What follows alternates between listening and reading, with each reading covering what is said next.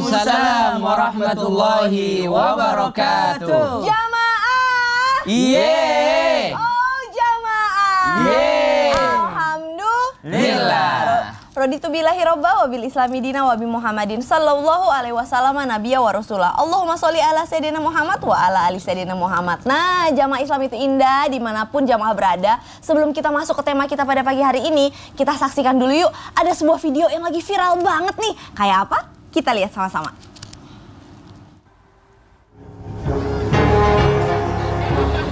Proses pencarian bocah 10 tahun yang hilang di aliran kanal banjir timur Jatinegara, Jakarta Timur dihentikan sementara pada Minggu malam. Petugas mengalami kendala lantaran banyaknya lubang saluran di dasar kali serta cuaca yang buruk. Petugas gabungan telah melakukan pencarian terhadap bocah 10 tahun bernama Faris yang tenggelam di aliran kanal banjir timur Cipinang Besar Selatan. Namun upaya petugas melakukan pencarian selama 4 jam lebih dari titik tenggelam hingga radius 50 meter belum membuahkan hasil. Innalillahi wa inna ilaihi raji'un. Ya Allah ya Tuhanku, saya sebagai seorang ibu, seorang perempuan yang saya bayangin, aduh nauzubillah min dzalik, gimana rasanya ibunya itu. Gitu ya, Masya Allah. Jadi, itu ya bukan hanya kita mengajarkan kepada anak, tapi memohon kepada Allah perlindungan kepada anak. Gitu. Oh, ada doanya ya? Iya, kita mohon kepada Allah, termasuk diantaranya ayatul kursi. Ayatul kursi adalah ayat perisai, ayat perlindungan, yakni dibacakan untuk anak-anak kita agar terlindung dari segala macam mara bahaya. Termasuk diantaranya zikir pagi petang. Kami dari kecil diajarkan Bismillahirrahmanirrahim la yadurru ma'asmihi syai'un fil ardi wala fis samaa'i was-samiul alim. Kemudian setelah memohon perlindungan kepada Allah Subhanahu wa taala, lalu diajarkan kepada anak-anak, bukankah ibu itu adalah madrasatul ula, sekolah pertama, pendidikan pertama bagi anak-anak. Pendidikan pertama di sini ya harusnya yang penting-penting kayak gitu tadi, kasih tahu. Jangan sampai jangan diajak sama temen lompat di sini, jangan mau mainan ekstrim seperti itu. Apalagi sungainya sangat deras tadi. Anak-anak ini kan tidak mikirin bahayanya. Anak-anak mikirin serunya gitu. Seru, warnanya seru. Coklat lagi. Kalau dulu saya suka berimajinasi Ustadz, kalau misalkan coklat itu, jadi mikirnya kayak itu ceritanya es coklat gitu. Saya kayak hujan-hujanan gitu. Lompat di situ itu kayak main coklat gitu ya. Gitu, tapi jangan diikuti yang kayak tadi ya. Makanya itu ya mestinya sang ibu berlebih menitik beratkan kepada anak ketika sudah memohon perlindungan, ya diajarkan juga jangan ke tempat-tempat berbahaya seperti itu. Jadi itu tanggung jawab seorang tua ya. Betul. Orang tua, ibu dan bapak untuk berdoa dan juga mengajarkan komunikasi sama anaknya gitu penting, ya. sangat Masya Allah, tabarakallah. Baiklah, kalau gitu Ustadz Syam, ini juga ada video yang gak kalah viral nih Ustadz Syam. Nih kita lihat ya sama-sama. Alhamdulillahirrahmanirrahim. Ustadz, ini kalau tema kayak begini pasti udah pada seneng nih jamaah di Indonesia nih. Kalau udah ngomongin hal-hal yang gaib-gaib gitu. Sebenarnya maksud dan tujuannya makhluk gaib di luar sana, di dunia sana ya, memperlihatkan ke kita tuh maksud dan tujuannya tuh apa coba Ustadz? Iya. Terlepas video itu benar atau hanya sekedar mengejar viral, kan? Antara benar dan mengejar viral itu dua hal yang berbeda gitu. Tapi kita harus meyakini dan percaya bahwa ada makhluk lain selain kita yang Allah izinkan untuk hidup ya di muka bumi ini. Maka apa tugas yang harus kita hadirkan? Ya pada akhirnya kita harus benar-benar melindungi diri kita, menjaga diri kita dari godaan jin, syaitan ya, apapun itu yang kemudian akan mengubah cara pandang kita tentang keyakinan kita kepada Allah Subhanahu wa taala. Maka Nabi mengajarkan kepada kita perbanyak baca ta'awudz. A'udzubillahi minasyaitonir rajim. Kemudian tadi juga Ustaz Syam mengingatkan tentang ayat kursi. Itu juga di antara ayat yang bisa menjaga kita. Ya terlepas apa tujuannya, apa rencananya dan bagaimana maksudnya, itu dikembalikan kepada yang membuat video. Tapi poinnya jangan terlalu takut dan jangan terlalu percaya dengan sesuatu yang dinampakkan di media sosial seperti itu. Jadi nggak boleh ya Ustadz Hilman, kita udah ngaji alhamdulillah baca surat Al-Baqarah, baca surat Yasin misalkan, tapi habis itu ketakutan itu nggak boleh ya. Di Islam tidak diajarkan seperti itu ya. Jadi sebagai muslim yang baik kita harus punya jiwa yang pemberani. Betul. Tapi nggak sombong juga. Betul. Masya Allah tabarakallah. Baiklah, jangan-jangan tadi penjaga yang tadi itu lagi banyak masalah Ustadz. Jadi dia berimajinasi kan bisa aja loh secara psikologi mungkin kita nggak tahu. Dari tadi imajinasi mulu Oh iya, lo kan bisa aja orang kalau lagi ada masalah kan kita nggak tahu. Makanya Ustadz Syam, tema kita pada pagi hari ini adalah keajaiban dari Allah di saat kita sulit. Masya Allah. Karena siapa sih manusia di dunia ini nggak punya masalah? Nggak mungkin. Sekalipun Ustadz Afwan juga pasti punya masalah kan? Nah, tapi sebelum kita belajar bersama dengan guru-guru kita saksikan dulu tayangan yang berikut ini. Ya Allah, ya La haula wala quwata illa billahil azim. Itu saya kalau ngomongin masalah gempa rasanya sedih banget ya. Nah, Ustadz Bani berbicara tentang gempa dan pertolongan Allah kepada anak-anak. Bener nggak sih Allah tuh menolong anak-anak itu karena anak-anak tuh memang fitrahnya masih suci, belum punya dosa. Terus kalau kita yang udah punya dosa gimana ditolongnya sama Allah? Mohon tausiahnya. Mohon izin guru kami Ustadz Ilman, Ustadz Syam, Mbak Caca dan guru-guru kami dimanapun berada. Bismillahirrahmanirrahim. Assalamualaikum warahmatullahi wabarakatuh. Waalaikumsalam warahmatullahi wabarakatuh. Alhamdulillah wassalatu wassalamu ala Rasulillah wa ala alihi wa ashabihi wa mawalah la haula wa la quwata illa billah. Para pemirsa Islam itu indah dimanapun berada, boleh jadi ketika seorang anak dijaga dan dilindungi oleh Allah Subhanahu wa taala dari berbagai macam mara bahaya dan musibah karena memang anak itu masih jauh dari kata dosa dan maksiat, maka Allah lindungi. Allah Subhanahu wa taala berfirman di dalam surat Ar-Ra'd ayat 11, lahu mu'aqibatu min baini yadayhi wa min khalfihi yahfazunahu min amrillah. Ada malaikat yang Allah tugaskan menjaga dan melindungi kita di depan dan di belakang berdasarkan perintah Allah Subhanahu wa taala. Tapi bukan berarti seorang ibu lantas abai. Ibu kok anaknya nggak dijagain? Biarin, cuma ada malaikat Ustaz, aman. Gawat. Itu yang pertama. Tapi yang kedua, kalau kita baca tafsir ya, beberapa tafsir mengatakan anak dijaga dan dilindungi oleh Allah Subhanahu wa taala itu karena kesolehan orang tua. Masya Allah. Dalam surat Al-Kahfi ayat 82, wa ammal jidaru fakana li ghulamaini yatimaini fil Madinah wa kana tahtahu kanzul lahuma wa kana abuhuma salihah. Nabi Khidir itu menjaga rumah yang tadinya mau roboh itu kemudian dirapikan kembali karena ada harta anak-anak yatim. Itu disebabkan abuhuma salihah, bapaknya dulu saleh. Kata Ibnu Abbas, jadi Allah jaga lindungi kedua anak yatim ini bukan karena anaknya yatim, tapi karena ada orang tua yang soleh. Bahkan diriwayatkan itu bukan bapaknya langsung, bapak ketujuhnya. Masya Allah. Makanya Imam Qurtubi mengatakan ketika menafsirkan firman Allah, wa huwa yatawallas salihin dalam surat Al-An'am ayat 168. Allah menjaga orang-orang soleh. Kata Imam Qurtubi, Allah menjaga orang soleh, diri dan anak keturunannya sampai 7 turunan. Masya Allah, tabarakallah. Boleh jadi nih anak dilindungi karena ada bapaknya soleh. Ustaz, bapaknya begajulan. Apa begajulan tuh? Banyak melakukan dosa maksiat. Mungkin kakeknya nggak jauh beda Ustaz, 11-12. Mungkin buyutnya terus sampai 7 turunan. Jadi kalau anak ini dijaga oleh Allah karena dia belum banyak dosa, oke. Mungkin saja, tapi itu ghairu muktasab. Apa artinya? Tidak ada ikhtiar kita. Tapi kalau pendapat kedua, anak dilindungi dan dijaga oleh Allah karena orang tuanya yang saleh, ini bisa kita upayakan. Supaya anak kita dijaga, cucu kita dilindungi oleh Allah Subhanahu wa taala, yuk jadi orang saleh. Karenanya Sa'id bin Musayyib itu beliau mengatakan, aku pasti akan menambah jumlah rakaat salat sunnahku demi berharap Allah menjaga anak keturunanku disebab salat ibadah yang aku lakukan. Masya Allah. Jadi penjagaan Allah diberikan kepada anak-anak ini di usia yang mungkin masih balita itu karena kesolehan kita. Maka ayo kita solehkan diri kita, keluarga kita, lalu kita wariskan kesolehan dan kebaikan itu, ibadah itu, mudah-mudahan Allah jaga anak keturunan kita sampai 7 turunan. Masya Allah. Amin ya rabbal alamin. Maka penting bagi kita selalu mendapatkan penjagaan Allah Subhanahu wa taala. Bahkan anak kecil sekalipun itu bisa diusahakan. Masya Allah. Ini adalah karunia yang Allah Subhanahu wa taala berikan kepada kita. Semakin lemah seorang manusia, semakin besar penjagaan Allah. Semakin kuat kita, maka penjagaan Allah juga semakin kurang karena kita sudah dianggap bisa kan sebagai orang tua. Kalau semakin kecil semakin dijaga, sudah semakin dewasa sudah ya mandiri lah gitu ya. Tapi Ustaz Bani beneran loh, saya ngerasain betul bahwa ini Masya Allah ya, saya ngerasa bahwa ibu saya tuh banyak sekali ngebantu orang dan ringan tangan untuk bantu orang tuh gampang.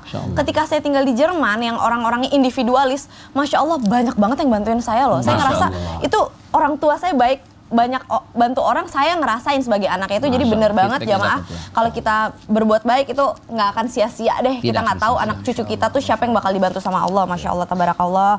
Nah, berbicara soal kebaikan nih Ustadz Hilman, Katanya kalau zamannya Baginda Rasul itu ada malaikat yang bisa menyerupai manusia yang ikut ngebantu kita. Nah kalau zaman sekarang mungkin nggak sih Allah masih mengizinkan malaikat berbentuk manusia, atau malaikat juga tahu aku yang jadi juaranya. Oke, menurut Ustadz Hilman gimana? Mungkin nggak sih itu terjadi? Silahkan. Baik, Masya Allah, tabarakallah. Mohon izin Ustadz Bani, Ustadz Syam, Kak Caca. Jamaah Islam itu indah yang dicintai Allah. Bismillahirrahmanirrahim. Assalamualaikum warahmatullahi wabarakatuh. Waalaikumsalam warahmatullahi wabarakatuh. Alhamdulillah wassalatu wassalamu ala Rasulillah, la haula wala quwata illa billah, amma ba'd. Bicara tentang siapa yang bisa membantu kita, siapa yang bisa menolong kita, hakul yakin jawabannya hanya Allah Subhanahu wa ta'ala. La haula wala quwata illa billah. Tidak ada daya upaya, tidak ada kekuatan, tidak ada kemampuan, kecuali semuanya didatangkan dari Allah Subhanahu wa ta'ala. Maka adapun tentang Ustadz, apakah bisa seorang manusia dibantu oleh malaikat? Atas izinnya Allah tentu sangat bisa. Kalau tadi sebelumnya guru kita menyampaikan ada seorang anak yang dijaga ya oleh seorang malaikat, ya karena Allah mengizinkan malaikat itu untuk apa? Untuk menolongnya, untuk membantunya. Nah, apa tugas kita agar menjadi hamba pilihan Allah yang diizinkan oleh Allah malaikat membantu kita? Ini poinnya. Maka jawabannya adalah dekati Allah, taat kepada Allah. Salah satu yang bisa kita kutip misalnya surat Fusilat ayat 30 tentang kekuatan istiqamah. Allah Subhanahu wa ta'ala berfirman, A'udzubillahi minasyaitonir rajim. Innal ladzina qalu rabbunallah tsumma istaqamu. Sesungguhnya orang-orang yang mengatakan Tuhan kami adalah Allah, berarti dia beriman, meyakini Allah, dekat kepada Allah, taat kepada Allah. Tsumma istaqamu, kemudian dia istiqamah dalam kedekatannya kepada Allah. Lihat kalimatnya. Tatanazzalu alaihimul malaikah, maka akan ada malaikat yang turun membersamai mereka, menolong mereka, membantu mereka. Apa yang malaikat kuatkan? Alla takhafu wa la tahzanu. Wahai orang yang istiqomah, jangan takut, jangan sedih. Jadi kalau bahasa kita mah jangan patah semangat gitu. Jangan terpuruk dengan keadaan. Kenapa? Karena Allah bersamamu. Maka nanti dikirimkan dengan izin Allah, ada manusia yang bantu kita, ada yang manusia yang nolong kita. Itu bagian dari bantuan Allah kepada kita. Sampai kemudian wa absyiru bil jannati allati kuntum tu'adun, dan berikan kabar gembira kepada mereka atas apa yang pernah mereka lakukan. Maka poinnya, apakah mungkin kita dibantu ya oleh manusia yang kemudian diizinkan oleh Allah datang dalam kehidupan kita? Sangat mungkin. Dan yang melembutkan hati kita ini siapa? Ya Allah. Maka dalam hadisnya Nabi SAW menyampaikan, Wallahu fi aunil abdi maka al abdu fi auni akhihi. Allah akan menolong hambanya ketika hambanya menolong saudaranya. Maka betul tadi kata Kak Caca, jangan pernah ragu berbuat baik kepada siapapun. Karena kita nggak pernah tahu dari kebaikan mana yang akan mengundang kebaikan dalam kehidupan kita. Yang jelas kita percaya setiap kebaikan pasti balasannya adalah kebaikan. So mulai hari ini jangan pernah berhenti berbuat baik, karena pada akhirnya titik kebaikan kita hari ini akan mendatangkan kebaikan kita di waktu yang akan datang. Masya Allah, tabarakallah. Jadi jangan ragu untuk melakukan kebaikan. Tapi masalahnya zaman sekarang kadang-kadang orang kalau baik iya, tapi gibah juga iya gitu. Doyan banget gibah gitu. Gibah tuh kayaknya tuh nikmat gitu, kayak nauzubillah min dalik. Tapi by the way ya Ustadz, katanya nih kalau kita punya kucing katanya banyak berkahnya. Ntar aku mau manggil JJ, mau manggil driver aku dulu ya. JJ sini J, sama staf aku Salsa sini. Sini cepetan sini dulu. Dadah tuh, dadah jamaah. Ya, nih jajan. Sekarang saya lagi mau punya tugas. Tugasnya adalah cariin saya kucing. Ya, kucing. Cewek, cowok boleh, yang masih kecil boleh, pokoknya kucing. Beli aja di dekat sini, di dekat studio Trans TV kan pasti ada yang jual kucing. Boleh diadopsi tuh kucing. Kan hewan nggak boleh dijual beli ya? Tapi keren banget loh, pagi-pagi gini udah mau memelihara kucing, mau membeli kucing atau mau ngambil kucing. Soalnya katanya kalau orang yang punya kucing katanya bisa mendatangkan keberkahan. Tapi kalau percaya kayak gitu tuh syirik atau enggak sih sebenarnya? Iya, masa gara-gara kucing? Nanti kita bahas dulu sebentar. cariin dulu ya, tolong ya. Bukan kucingnya ya. Masalah kucingnya. Ya, yang banyak kalau perlu ya. Makasih. Ya Allah, ini nih kalau ngaji setengah-setengah. Ya Allah, kok ngaji setengah-setengah? Bukan masalah kucingnya. Loh, tapi katanya begitu. Ya nanti setelah yang satu ini kita jelasin. Tetap di Islam itu indah. Jamaah, oh jamaah. Alhamdulillah. Jadi bukan kucing.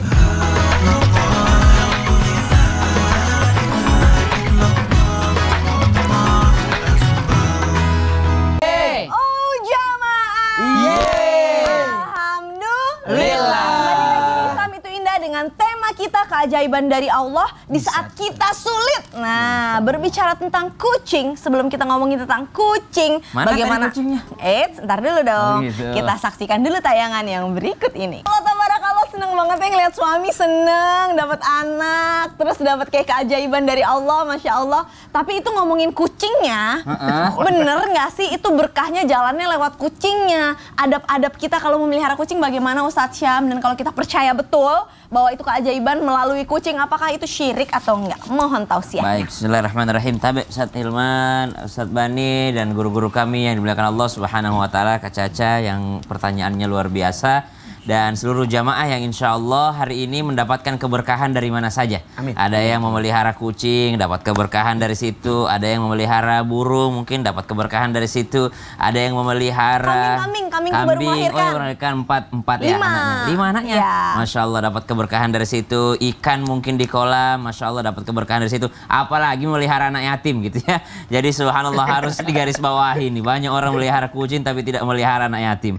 Banyak orang memelihara burung piaraan tapi anak yatim tetangganya tidak pernah dipeduliin, subhanallah. Maka dapat keberkahan dari situ. Maka ketika kita melihat apakah memang kucing ini membawa keberkahan gitu, membawa keajaiban. Memang ketika kita melihat riwayat-riwayat, ada seorang sahabat yang bernama Abdus Syams, hamba matahari. Jadi ketika dia masuk Islam, sudah dekat dengan Nabi SAW, Nabi SAW salah satu kebiasaan Nabi itu mengganti nama orang. Jadi namanya Abdus Syams, hamba matahari. Kamu sekarang bukan hamba matahari lagi, kamu udah menjadi hambanya Allah. Maka diganti nama sama Nabi menjadi Abdurrahman. Lah dilihat sama Nabi kebiasaannya itu adalah memelihara kucing-kucing terlantar. Anak-anak kucing ini diberi makan, disayang gitu ya. Maka dikasih nama sama Nabi Abu Hurairah. Subhanallah, karena menyayangi kucing-kucing terlantar tadi. Maka ulama kita mengatakan memang ketika kita memelihara atau menyayangi makhluk Allah Subhanahu wa taala, maka Allah akan sayang kepada kita. Irhamu man fil ard, yarhamkum man fis sama. Sayangi yang ada di muka bumi ini, engkau akan disayangi yang ada di langit. Artinya disayangi oleh Allah Subhanahu wa taala yang Maha Penyayang. Berarti apapun makhluk Allah Subhanahu wa taala yang ada di muka bumi ini, ketika kita menyayanginya, maka kita akan dicintai oleh Allah Subhanahu wa taala, mendatangkan rahmat Allah. Itu yang pertama. Yang kedua, memang ada riwayat lagi tentang kucing ini. Seorang wanita yang ternyata su'ul khatimah, ternyata dia seorang yang rajin beribadah kepada Allah Subhanahu wa taala, rajin sholat, namun pernah mengurung seekor kucing, akhirnya mati kelaparan karena dia tidak melepaskannya, justru dilaknat, dapat azab dari Allah Subhanahu wa taala disebabkan karena menelantarkan kucing tersebut. Bukan karena kucingnya, tapi karena sayangnya terhadap makhluk Allah Subhanahu wa taala. Bahkan kalau bicara kucing ini ada guyonnya presiden kita ya, Gus Dur ya, subhanallah, ketika berada di Mesir, Gus Dur tuh suka masakin buat teman-temannya. Suatu ketika Gus Dur gak sempat masakin buat teman-temannya, akhirnya datanglah teman yang lain ini untuk menggantikannya, datang ke pasar. Gus Dur hobinya beli kepala ikan, subhanallah. Maka kata sahabatnya ini, saya mau beli kepala ikan. Subhanallah, kamu sahabatnya si Abdurrahman ya? Betul katanya. Oh subhanallah banget itu Abdurrahmannya, dia memberi makan kucing setiap hari itu dengan 20 kepala ikan. Kata temennya, kok ngasih makan kucing, itu kami yang dikasih makan. Kata penjualnya, saya pikir dia kasih makan kucing makanya saya kasih murah harganya. Subhanallah. Jadi ini kreativitasnya mahasiswa Mesir di situ ya. Jadi memberi makan teman-temannya, dia bilang saya mau beli kepala ini buat kasih makan kucing. Subhanallah. Jadi ternyata yang mendatangkan rahmat Allah ketika kita menyayangi makhluk Allah yang ada di muka bumi. Dan ternyata makhluk Allah itu bukan hanya manusia. Makhluk Allah, ada binatang itu makhluk Allah, ada tumbuhan juga juga makhluk Allah Subhanahu wa taala, dan secara general Nabi mengatakan irhamu man fil ardh, sayangi ada di bumi, engkau akan disayangi ada di langit. Coba perhatikan najisnya. Najis kucing itu sama ya, najis pertengahan, najis atau kotorannya segala macam. Bukan najis berat ya? Bukan najis berat. Najis berat itu adalah anjing ya. Kemudian kalau jangan cara membersihkannya atau kita memperhatikannya. Oh, jadi adabnya adalah tetap harus memperhatikan gimana najisnya ketika ada di dalam rumah. Karena di rumah kan kita sholat gitu ya. Benar, walaupun dia pinter mungkin dia ke toilet segala macam, tetap kita perhatikan supaya masih ada yang tersisa gitu. Oh, tetap diperhatikan kebersihannya. Betul. Ya. Baik, jazakallah khair Ustadz Syam. Nah, Ustadz Bani, berbicara tentang mendatangkan keajaiban dari Allah di saat kita sulit, itu banyak di masyarakat mengatakan bahwa buat orang tua yang pengen banget segera punya anak, itu adalah dengan cara mengadopsi anak. Katanya ambil anak aja buat mancing istilahnya kayak gitu. Nah, sebenarnya benar nggak sih seperti itu tuh bisa mendatangkan dalam tanda kutip keajaiban dari Allah, dan bagaimana adab ketika mengadopsi anak? Silahkan. Mohon izin guru kami Ustaz Dirman, Ustaz Syam, Mbak Caca, dan guru-guru kami dimanapun berada. Bismillah wassalatu wassalamu ala rasulillah wa ala alihi wa ashabihi wa mawalah, la haula wa la quwata illa billah. Kami turut mendoakan kepada siapapun pasangan yang sudah menikah sekian waktu, namun belum juga Allah karunia anak, mudah-mudahan Allah mudahkan dan segerakan untuk bisa mendapatkan anak, insyaallah. Amin. Dan kalau kita buka-buka Al-Quran, itu ada 3 cara yang bisa ditempuh untuk bisa mendapatkan anak keturunan. Yang pertama adalah dengan mengadopsi anak. Ini dilakukan oleh Zulaikha yang mengambil Yusuf sebagai anak, dan juga Asiyah binti Muzahim, istrinya Fir'aun itu, untuk mengambil Nabi Musa alaihissalam sebagai anak angkatnya. Cuma qadarullah mereka enggak Allah karuniakan anak. Tapi ini boleh, yang kemudian banyak masyarakat kita sebagai pancingan tadi Mbak Caca ya, sebagai pancingan mengambil anak, semoga Allah kemudian mudahkan untuk bisa mendapatkan anak. Boleh, tidak masalah. Tapi yang harus kita perhatikan, Allah tegaskan, wa ma ja'ala ad'iyaakum abna'akum.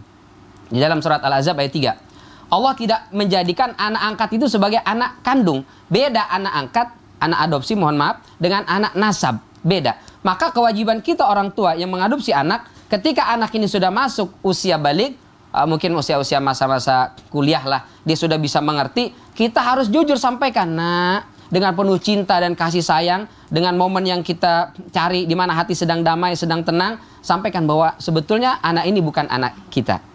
Harus sampaikan orang tuanya siapa, biar jangan sampai kemudian nanti sampai akhir hayat dia nggak tahu bahwa sebetulnya kita adalah bukan orang tua aslinya. Karena ada adabnya berbeda. Kita tidak bisa menikahkan anak kita kalau dia perempuan, tidak bisa mewarisi karena dia adalah angkat dan seterusnya.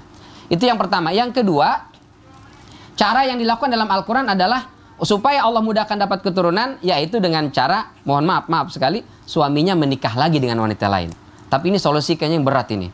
Ini nggak bakal disetujui ini. Tapi itu dilakukan oleh Nabiullah Ibrahim alaihissalam. Setelah Nabiullah Ibrahim menikah dengan Ibunda Siti Hajar, hamil Ibunda Siti Hajar, nggak berapa lama Ibunda Siti Sarah kemudian hamil, terpancing tuh. Mancing. Ustadz, ada nggak solusi yang lain Ustadz? Karena agak berat nih. Yang ketiga, yaitu solusinya adalah kita perbanyak ibadah kita kepada Allah, kita berdoa, kita beramal soleh, maka mudah-mudahan Allah karuniakan kepada kita anak, Allah hadirkan keajaiban, rahim itu kemudian bisa mengandung bayi yang dirindukan, Masya Allah. Siapa contohnya? Nabi Zakaria. Ketika masuk ke ruangan Ibunda Siti Maryam, anna laki hadza, kok bisa banyak makanan begini? Dari mana ini makanan? Sementara aku selalu memberikan hanya roti, kok bisa banyak begini? Dari mana Maryam?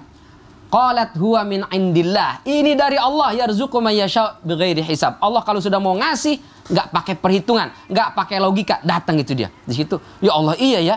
Ini makanan aja bisa datang begini dalam jumlah yang banyak, apalagi kalau cuma sekedar menghadirkan seorang anak. Maka dari mana? Kemana? Itu urusan Allah. Yang penting urusan kita adalah ikhtiar dan berdoa kepada Allah. Di situ kemudian dia bermunajat dengan penuh kekhusyuan, lagi salat langsung fanadatul malaikatu wa huwa qaimun yusalli fil mihrab. Lagi salat, belum selesai ibadahnya, dipanggil oleh Allah, Allah mengabarkan kau akan mendapatkan anak keturunan. Masya Allah.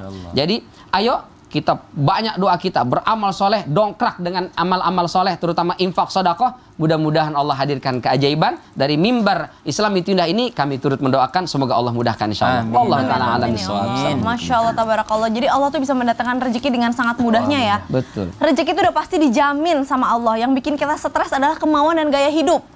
Ya, pengennya gaya hidupnya levelnya naik. Padahal mah udah kenyang, tidur juga udah alhamdulillah gitu ya. Masya Allah tabarakallah. Nah, guru-guruku, sekarang kita kasih kesempatan buat jamaah yang ada di rumah untuk bertanya.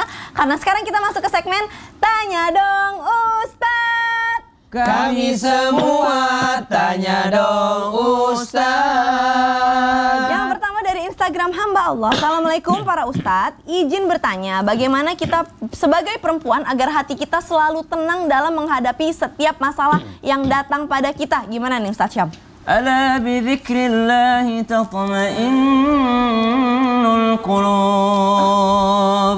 Jadi subhanallah, sangat sering kita dengarkan ayat ini. Hanya dengan mengingat Allah hati menjadi tenang.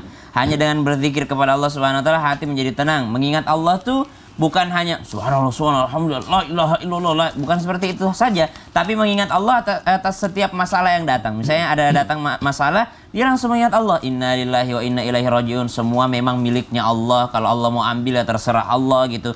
Kemudian ketika dia setiap ada masalah, dia beristighfar, oh mungkin karena dosa-dosa saya, astagfirullahaladzim, astagfirullah, astagfirullah. Tidak serta-merta menyalahkan orang lain atas apa yang terjadi, tidak serta-merta menyalahkan diri sendiri, tapi dia langsung berintrospeksi, astagfirullah, saya pernah berdosa seperti ini. Jadi mengingat Allah menjadikan kita tenang karena semua dikembalikan kepada Allah Subhanahu wa taala. Allah, Ustaz Bani silahkan. Jadi selain zikir tadi yang disampaikan oleh guru kita Ustaz Syam, memang kita harus banyak-banyak memohon pertolongan kepada Allah Subhanahu wa taala. Maka minta kepada Allah, Rabbi syrahli sadri wa yassirli amri wahlul 'uqdatam min lisani dan seterusnya. Ya Allah, lapangkan untukku dadaku. Karena kita bisa tenang, bisa bersabar itu karena Allah Subhanahu wa taala yang membantu kita. Di samping itu selain doa dan zikir harus ada ikhtiar juga. Kita selalu berupaya bersabar dalam setiap masalah dan cobaan, berusaha untuk bisa bersyukur dari hal-hal yang sepele remeh-temeh. Zikir terus, tapi dia nggak bisa bersyukur, tetap juga hati tetap gerandang gerundung, nggak tenang. Maka supaya hati kita tenang, perbanyak zikir kepada Allah, lalu berdoa mohon kepada Allah Subhanahu wa taala dan latih diri kita. Insya Allah dengan banyak bersabar dan bersyukur kepada Allah, Allah datangkan sakinah itu ketenangan. Masya Allah, ketenangan, seneng lihat orang seneng gitu ya. Bukan seneng lihat orang susah. Ya zaman sekarang tuh seneng banget orang lihat orang susah tuh seneng banget. Fitnah-fitnah lagi hobinya kan, nauzubillah min dzalik. Nah, sekarang pertanyaan yang kedua adalah dari hamba Allah. Assalamualaikum Ustaz. Saya mau bertanya, sekarang saya dihadapi dengan bisnis yang untung. Dan di lain sisi juga kehilangan saudara karena kecelakaan. Pertanyaannya Ustadz, apakah Allah memberikan keajaiban saya dengan adanya untung bisnis saya ini dan untuk mengobati rasa sedih kehilangan saya? Gimana nih Ustadz Hilman? Iya, baik, mohon izin Ustadz Bani, Ustadz Syam, Kak Caca yang dirahmati Allah. Mudah-mudahan semua senantiasa dalam rahmat dan berkah Allah Subhanahu wa taala. Amin. Jamaah Islam itu indah yang dicintai Allah, subhanallah, walhamdulillah, wala ilaha illallah, wallahu akbar.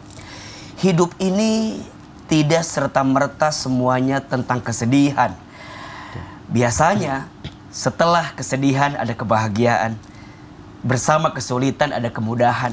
Dan ini yang Allah janjikan kepada kita, sebagaimana di Quran surat Al-Insyirah ayat 5 dan 6. A'udzubillahi minasyaitonir rajim.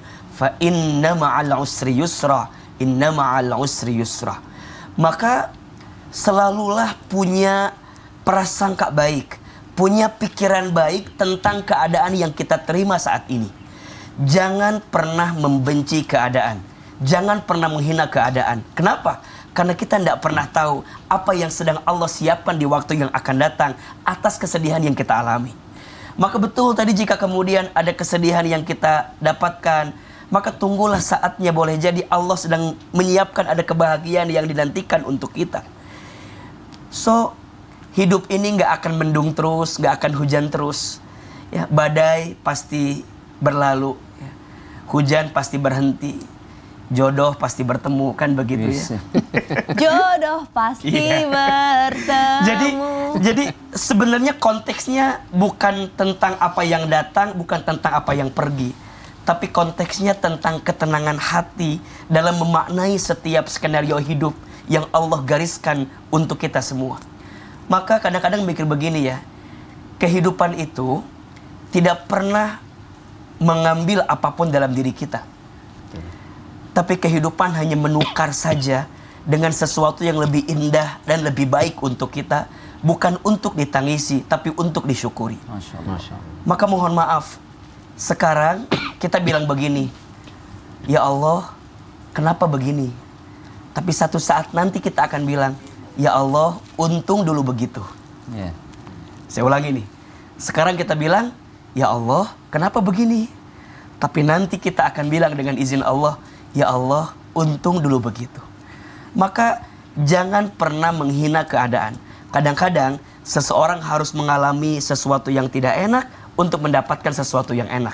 Kadang-kadang seseorang harus dibanting agar dia terpelanting. Kadang-kadang seseorang harus ditempa agar dia ditempatkan pada kondisi yang lebih baik dalam kehidupannya. Obat itu rasanya apa? Pahit. Pahit. Tapi saat kita menelannya, meminumnya, dengan izin Allah ada rasa manis di akhir saat kita diberikan kesembuhan oleh Allah Subhanahu wa taala. Selalu ada keajaiban dari Allah Subhanahu wa taala atas kesulitan yang kita rasakan. Konteksnya, apakah kita ridho atau tidak dengan ujian itu? Mohon maaf ya, mau gimana pun kita komplain dengan ujian yang ada, ujiannya sudah terjadi.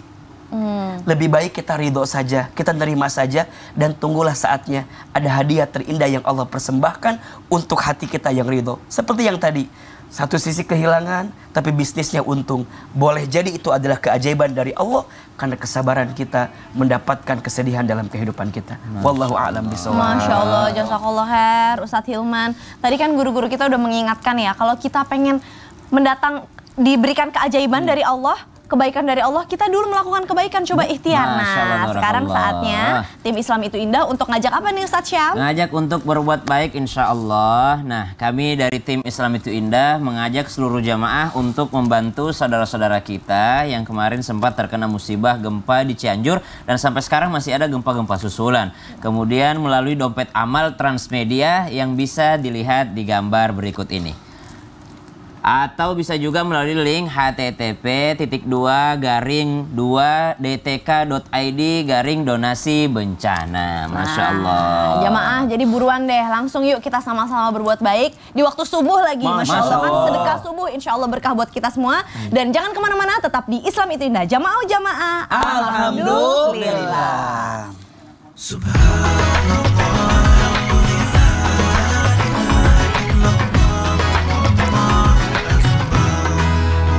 Jamaah. Yeay. Oh jamaah. Yeay. Alhamdulillah. Masih dengan tema kita keajaiban dari Allah di saat kita sulit. Nah, Ustadz Hilman, benar nggak sih kalau kita boleh bertawasul dengan amalan kita agar diselamatkan atau menyebut kebaikan atau amalan yang telah kita lakukan seperti yang tadi di segmen pertama ya udah kita bahas gitu. Kita kan suka sedekah ya, insya Allah supaya dijalankanlah mudahnya dan kita menyebut kebaikan itu gitu. Boleh apa nggak sih? Mohon tausiah. Iya, Masya Allah. Ustadz Bani mohon izin, Ustadz Syam, Kak Caca dan jamaah Islam itu Indah yang dicintai Allah. Subhanallah walhamdulillah wala ilaha illallah wallahu akbar. Apakah boleh kita bertawasul atau menggunakan perantara dari amal soleh kita untuk mendapatkan pertolongan dari Allah Subhanahu wa ta'ala?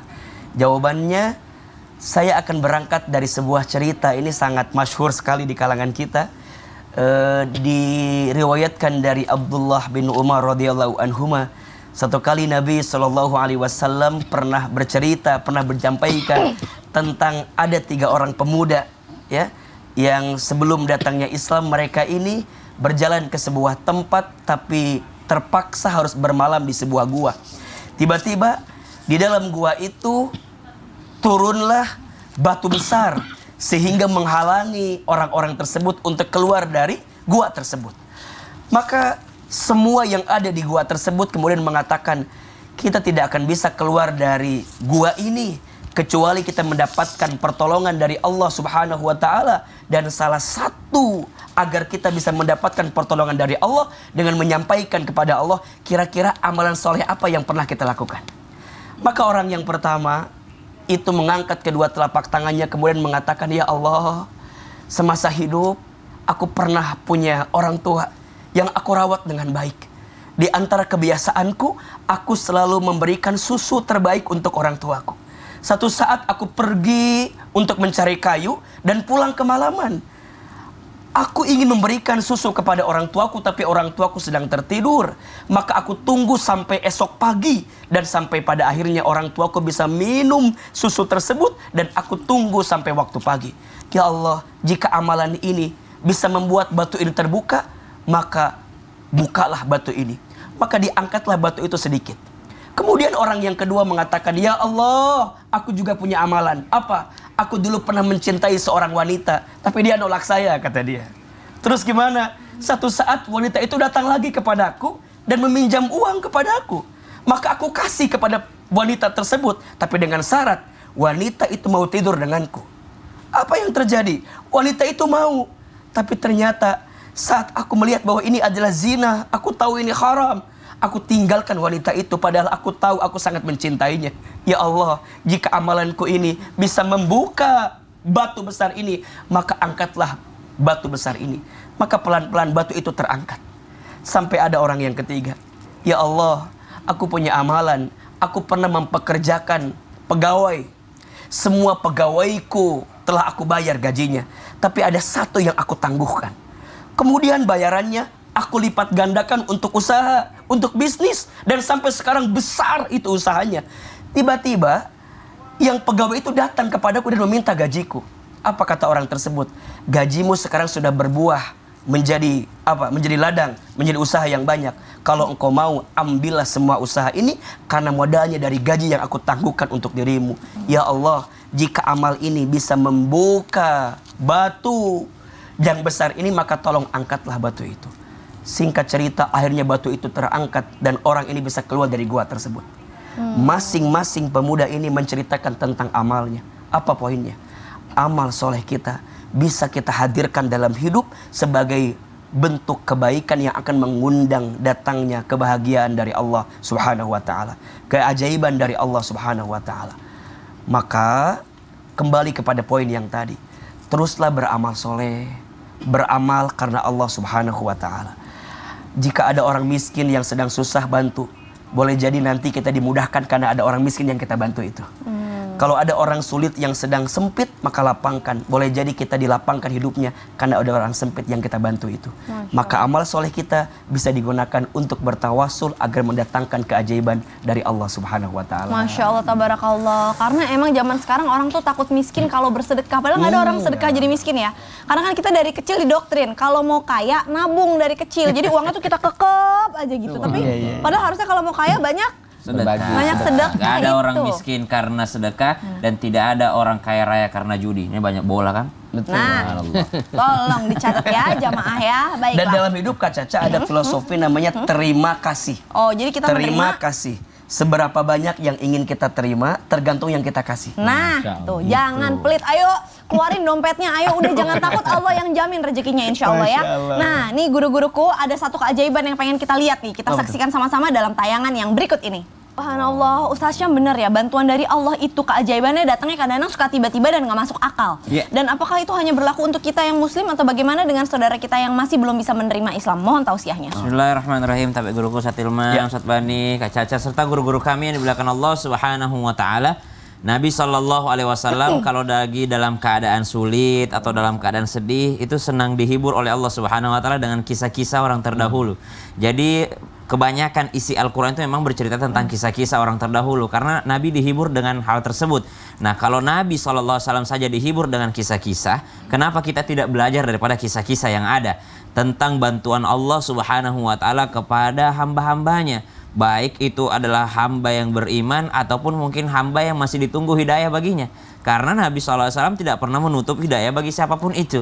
Nabi ketika dilempar di Taif, Nabi tetap mendoakan, Allahumma hdi qaumi fa innahum la ya'lamun. Ya Allah berikan petunjuk kepada mereka. Artinya ya Allah berikan keselamatan kepada mereka. Jangan dihukum dulu, jangan diadab dulu sekarang ya Allah. Siapa tahu dari mereka lahirlah orang-orang yang akan membangkitkan Islam. Jadi kalau ditanyakan apakah khusus muslim atau untuk semua makhluk Allah Subhanahu wa taala? Karena semuanya makhluk Allah yang dicintai oleh Allah Subhanahu wa taala, maka semuanya diberikan pertolongan oleh Allah Subhanahu wa taala. Seperti kisah dari berita tadi, ada 13 orang yang selamat, 3 orang, yang 10 orang belum ditemukan. Bukan berarti yang 10 ini tidak disayang sama Allah Subhanahu wa taala, tapi mungkin bentuk sayangnya Allah berbeda dengan yang 3 orang yang diselamatkan tadi. Sama seperti Nabi Musa alaihissalam. Ketika Nabi Musa alaihissalam meminta pertolongan kepada Allah, ketika Nabi Musa mengatakan, Rabbi inni lima anzalta ilayya min khairin faqir. Ya Allah, saya ini benar-benar fakir, saya ini benar-benar lemah, saya benar-benar nggak punya apa-apa ya Allah, saya butuh bantuanmu ya Allah. Nabi Musa alaihissalam apakah langsung dibantu oleh Allah? Tidak. Nabi Musa melihat 2 orang wanita yang butuh bantuannya. Maka pada saat itu Nabi Musa yang butuh bantuan justru malah bantuin orang lain. Setelah bantuin orang lain ini, setelah bantuin 2 wanita ini, barulah dipertemukan dengan 2 orang orang tua daripada kedua wanita tersebut, maka dinikahkan dengan salah satunya. Kemudian Nabi Musa AS akhirnya selamat karena dinikahkan kepada anak perempuan tadi. Ada yang mengatakan bahwa orang tua wanita tersebut adalah Nabi Syuaib alaihissalam. Maka ini kisah yang pertama, bagaimana Allah menolong hambanya. Yang kedua, Nabi Musa alaihissalam ketika berhadapan dengan lautan yang sangat luas, sementara di belakangnya ada pasukan Fir'aun yang mengejarnya, Nabi Musa alaihissalam sudah dikomplain sama umatnya, ya Nabi Allah, bagaimana kita akan selamat ini? Maju kita tenggelam, mundur kita dibunuh sama pasukan Fir'aun. Maka Nabi Musa alaihissalam cuma mengatakan, saya tahu Allah bersama dengan kita. Setelah itu Nabi Musa langsung memukulkan tongkatnya, lalu terbelahlah lautan menjadi jalan bagi mereka. Apakah Nabi Musa alaihissalam pernah tahu bahwa Allah akan membelahkan lautan untuknya? Nabi Musa tidak pernah tahu. Tapi yang Nabi Musa tahu, Allah senantiasa bersamanya. Sama dengan Nabi Ibrahim alaihissalam, kisah selanjutnya. Nabi Ibrahim alaihissalam ketika masuk ke dalam api, kobaran api, maka Nabi Ibrahim alaihissalam didatangi oleh Jibril alaihissalam. Kata Jibril, wahai Ibrahim, minta tolonglah, akan kubantuin kau. Ini udah standby semua malaikat nih. Malaikat menurun hujan, akan turunkan hujan kalau kau bilang minta tolong. Semua yang ada di sini malaikat sudah kukomandoin semua untuk bantuin kamu, wahai Musa. Wahai Ibrahim, apa jawaban Nabi Ibrahim? Saya tidak butuh bantuanmu, wahai Jibril, tapi saya butuh Allah Subhanahu wa ta'ala.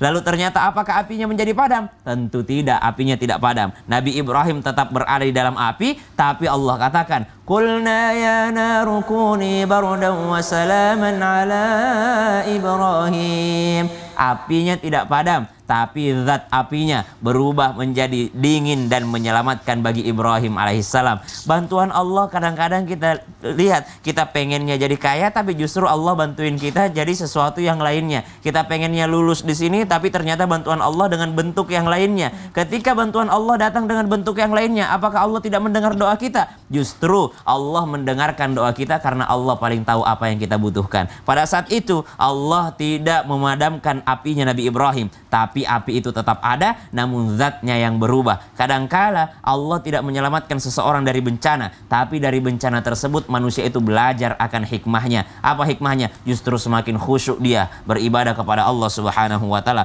Justru semakin sangat dia ingin bertaubat kepada Allah Subhanahu wa ta'ala. Kalau nggak dikasih-kasih bencana, mungkin saja dia senantiasa lupa kepada Allah Subhanahu wa ta'ala. Wallahu ta'ala alam. Masya Allah, tabarakallah. Itu perlunya kita mentadaburi kisah-kisah dalam Al-Quran. Iya, Nabi Muhammad sedih dikasih kisah. Nabi Muhammad sedih. Kenapa kita nggak belajar kisah? Nah, kenapa? Karena zaman sekarang kita tuh kalau berdoa maunya kayak remote TV. Gimana tuh? Digedein, diganti channelnya, ininya. Jadi kayak kita maunya sesuatu yang semua tuh kita yang kontrol gitu. Kita lupa, padahal kan yang maha mengontrol itu Allah. Tapi kita maunya kita berdoa sesuai, dapatnya sesuai doa kita, yang nggak bisa kayak begitu.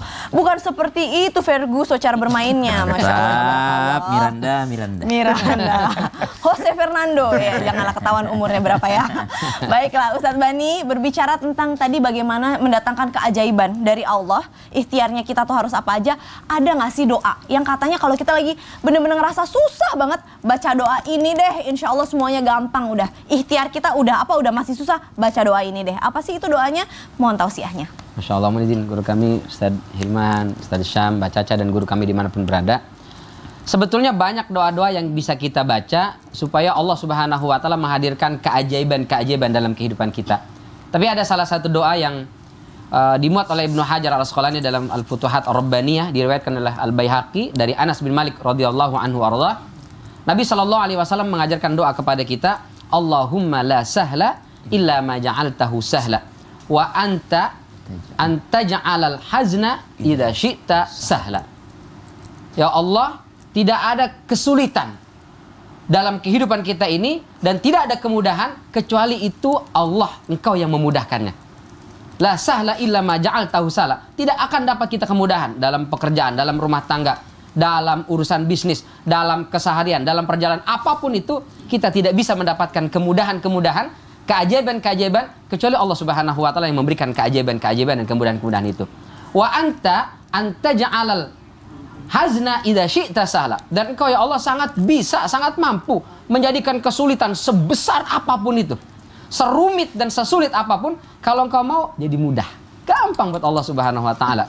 Mudah buat Allah melelehkan gunung, meruntuhkan langit, menghancurkan jagat raya. Buat Allah itu hanya dengan matuyatum biyamini, dengan segenggam tangan, satu tangan aja semua nih jagat raya susunan tata surya ini hancur lebur dengan genggaman tangan kanan. Apalagi hanya sekedar mohon maaf ngasih kita rizki, mudahkan kita dalam urusan, mohon maaf memberikan anak keturunan kepada kita, buat Allah sangat mudah.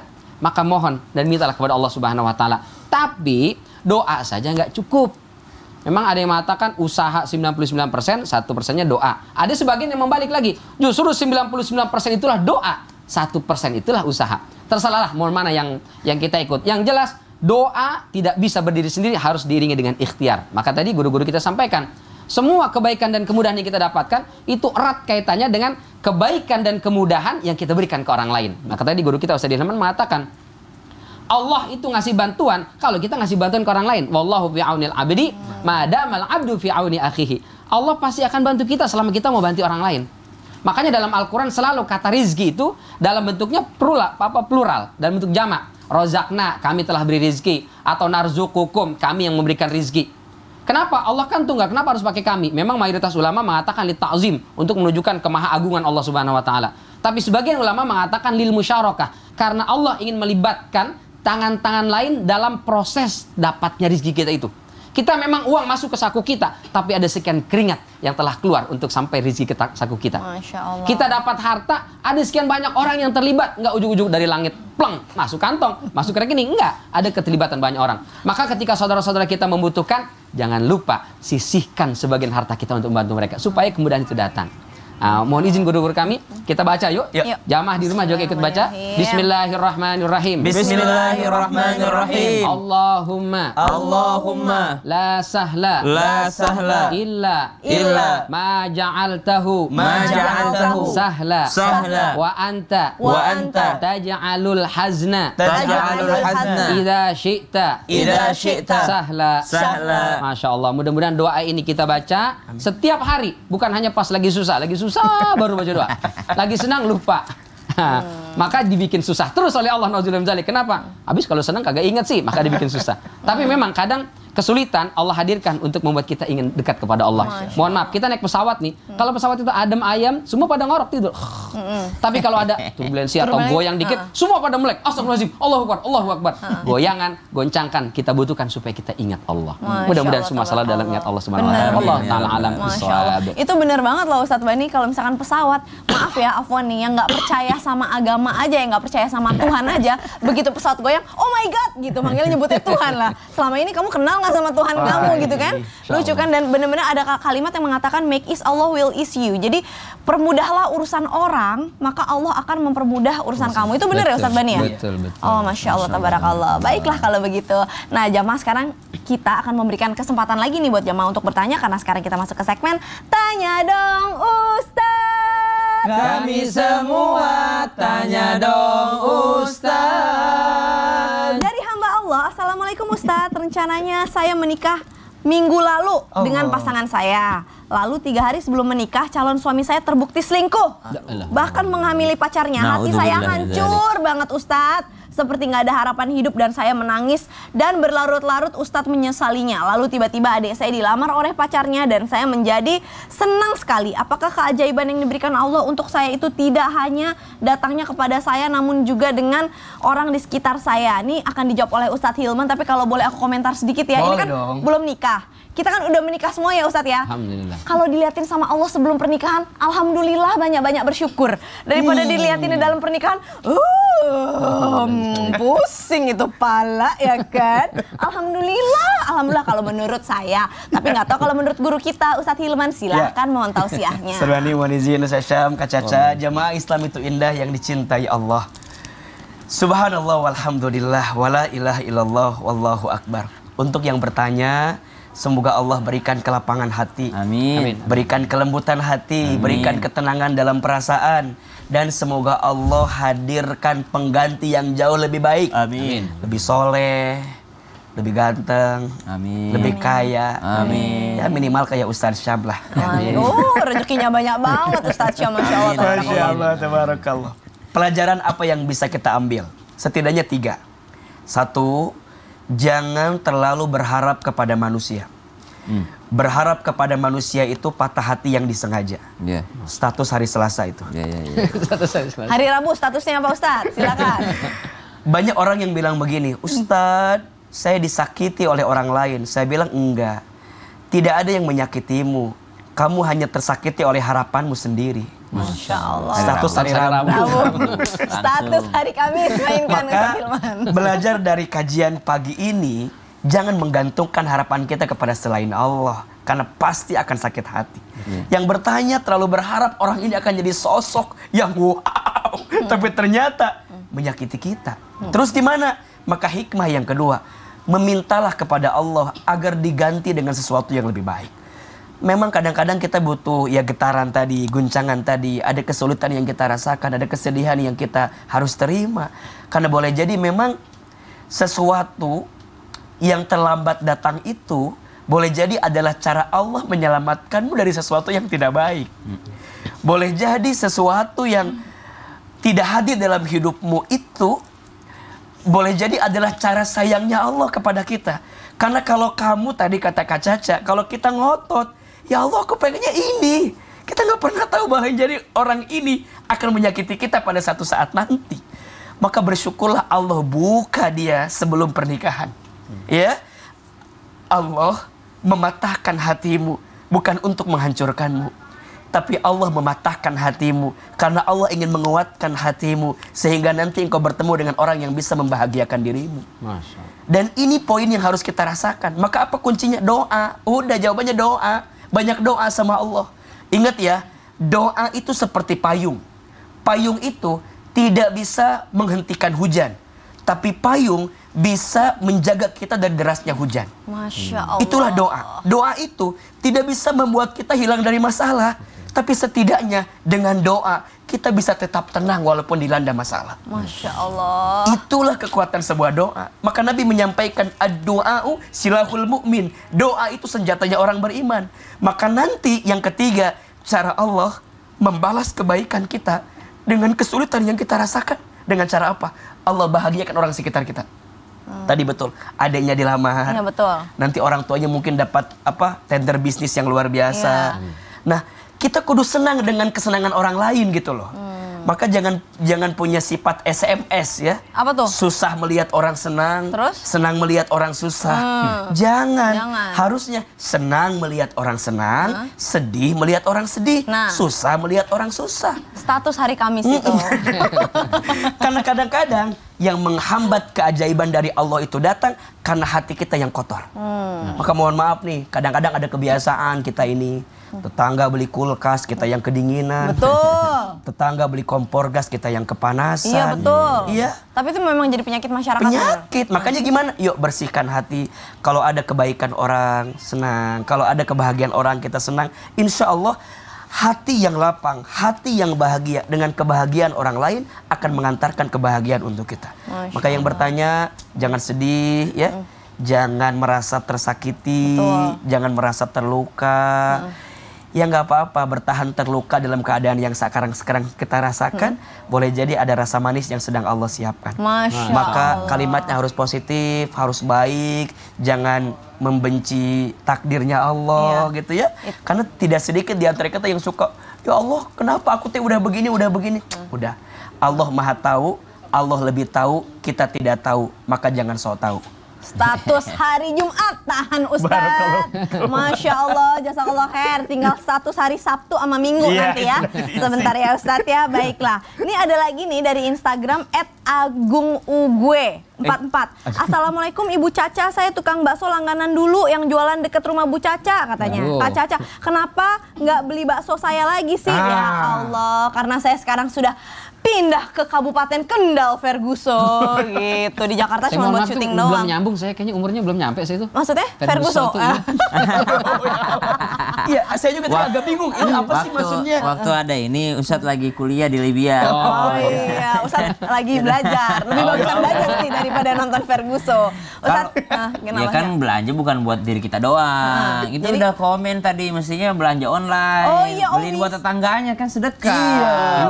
Bener, karena di Jakarta ini ada bakso favorit saya, enak banget di daerah Rawa Bambu. Nanti aku kirimin ya ke Guru ya, insya Allah. Itu enak banget, Masya Allah, tabarakallah. Jamaah mau jugain, nanti aku kasih tahu ya belinya di mana. Tapi jangan kemana-mana, tetap di Islam itu indah. Jamaah, alhamdulillah. Bahasanya pagi-pagi kan. Enak banget ya.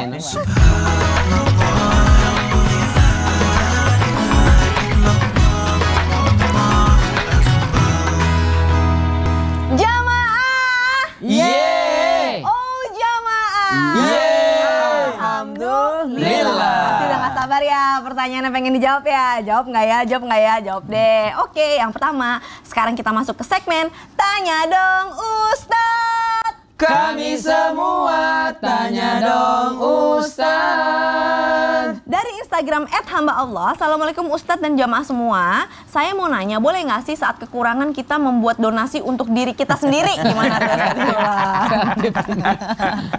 Boleh nggak? Nggak boleh lah. Masa kita meminta-minta? Ini poinnya itu ya. Tidak boleh meminta-minta kepada orang lain untuk sesuatu yang sedang kita rasakan, apalagi bukan kebutuhan hidup, apalagi jika menghinakan diri, apalagi kita masih bisa bekerja, masih bisa beraktivitas, masih bisa berusaha, tapi kita nggak berikhtiar untuk itu, kemudian meminta-minta, naudzubillahi min dzalik, maka tidak boleh. Sebaiknya tadi perbanyak doa, yang kedua usaha, ikhtiar, dan yang ketiga kalimatnya mungkin diganti, bukan meminta-minta tapi meminta. Kalau minta tolong ya. Tapi kalau donasi kan panjang ini urusannya. Oh iya, karena kalau donasi kan ikhlaskan saja gitu. Jadi intinya adalah nggak boleh karena meminta-mintanya. Meminta-minta nggak boleh. Itu termasuk perkara yang menghinakan diri kita di hadapan orang lain.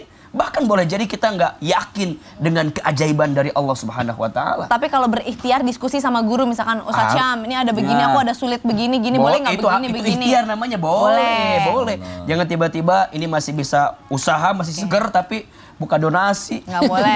Buat diri sendiri lagi. Itu tidak boleh poinnya. Yang nggak boleh buat diri tapi sendiri. ada pertanyaan tambahan nih. Ya. Ustadz Hilman tuh tipsnya apa sih? Kok senyum terus loh? Ustadz Hilman tuh selalu senyum terus loh. Enggak, biasa aja. Iya. Gitu ya? Iya. Air wudhu. Air wudhu. Kita kan juga wudhu juga tiap hari ya Ustadz. Nggak senyum terus juga tiap hari, itu berarti wudhunya kurang masuk, kurang benar apa gimana Ustadz? Jaga wudhu. Tapi harus banyak bersyukur, Ca. Masya Allah. Gitu. Kalau Caca tipsnya bersyukur apa? Tipsnya bersyukur adalah banyak melihat ke bawah. Oh, Masya Allah. Banyak melihat kanan kiri, banyak melihat kehidupan di luar kota besar. Mantap. Dan ini juga sih, poinnya jangan terlalu banyak pikiran. Oh, kosongin aja. Relakan saja. Baiklah kalau begitu. Jazakallah khair guru-guruku. Yang kedua nih dari Instagram hamba Allah. Assalamualaikum, saya boleh bertanya nggak Ustadz? Bener nggak sih kalau jin muslim juga bisa membantu kita ketika mengalami masa sulit? Nah, Ustadz Bani ini masih demen banget ya yang begini-beginian. Gimana sih jin muslim? Boleh nggak kita berinteraksi dengan jin muslim gitu? Masya Allah, ini pertanyaan luar biasa, jawabannya juga luar biasa. Ada 22. Apa tuh? Cuman karena kebanyakan 2 aja kali ya. 2 aja deh. Yang pertama, bisa saja jin membantu kita, memudahkan kita, membantu kita, menolong kita dalam banyak hal. Tapi kata Syekh Al-Syekh itu, kalaupun ada jin muslim membantu kita, maka banyak istighfar. Kok bisa-bisanya jin bantuin kita? Malaikat kemana? Iya. Mestinya kan malaikat yang bantuin kita, jangan jin. Itu pertama. Yang kedua, jangan pernah minta bantuan. Tapi jinnya muslim, kata siapa? Kata dia. Manusia kepala hitam aja kita nggak bisa menjamin bener apa kagak keimanannya, apalagi jin yang nggak kelihatan. Maka Allah dengan tegas mengatakan, wa annahu kana rijalu minal insi ya'udzuna birijali minal jinni fazaduhum rohaqo. Ada sekelompok manusia minta tolongnya ke jin, entah muslim, entah kafir, kita kan nggak tahu itu. Apa yang terjadi? Fazaduhum rohaqo. Jin ini, setan ini hanya akan menambahkan rohaqo. Secara bahasa rohaqo itu artinya capek banget, lelah banget. Jadi setiap hari akan lelah terus, capek dia. Pikirannya capek, pikirannya lelah, habis terkuras tenaga, materi, dan seterusnya. Maka janganlah, nggak usah lah. Jadi kita bantu kita sama Ustadz Hilman aja lah. Jadi sebenarnya kita manusia tidak boleh berinteraksi dengan jin ya. Betul. Tidak boleh dalam alasan apapun. Betul. Tolong dicatat ya, jangan sampai bisa mengerusak keimanan kita. Nauzubillah min dzalik. Nah, guru-guruku kita udah belajar nih tentang keajaiban yang Allah berikan ketika kita sulit. Boleh dong muhasabahnya Ustadz Hilman, silahkan. Iya, jamaah Islam itu indah yang dicintai Allah. Allah itu sayang banget sama kita. Di antara bentuk sayangnya Allah kepada hambanya, Allah hadirkan ujian, Allah hadirkan musibah, Allah hadirkan kesulitan. Nabi SAW bersabda, man yuridillahu bihi khairan yusiba minhu. Barang siapa yang diinginkan oleh Allah kebaikan dalam hidupnya, maka Allah akan berikan musibah kepadanya. Maka Allah akan berikan ujian kepadanya. Maka jika hari ini kita sedang diberikan kesulitan, diberikan ujian, diberikan musibah, lembutkan hatimu, tenangkan perasaanmu. Ada 2 tujuan Allah dengan ujian itu. Apa? 1, Allah ingin menghapuskan dosa-dosamu. Atau yang kedua, Allah ingin mengangkat derajatmu. Satu kali Imam Syafi'i rahimahullah pernah ditanya, wahai Imam Syafi'i, mana yang kau pilih? Antara diberikan ujian atau dikuatkan? Apa jawaban Imam Syafi'i ketika itu? La yumakkana hatta yubtala. Tidak akan mungkin seseorang itu dikuatkan sebelum dia diberikan ujian dalam hidupnya. Maka saat kesulitan melanda, saat kesulitan menimpa kita, banyak berharap kepada Allah dan tunggulah ada keajaiban pesan cinta dari Allah atas ujian yang kita terima. Semoga Allah lapangkan hati kita. Bismillahirrahmanirrahim. Alhamdulillahi rabbil alamin. Allahumma salli ala sayyidina Muhammadin nabiyil ummi wa ala alihi wa sahbihi wa sallim. Rabbana taqabbal minna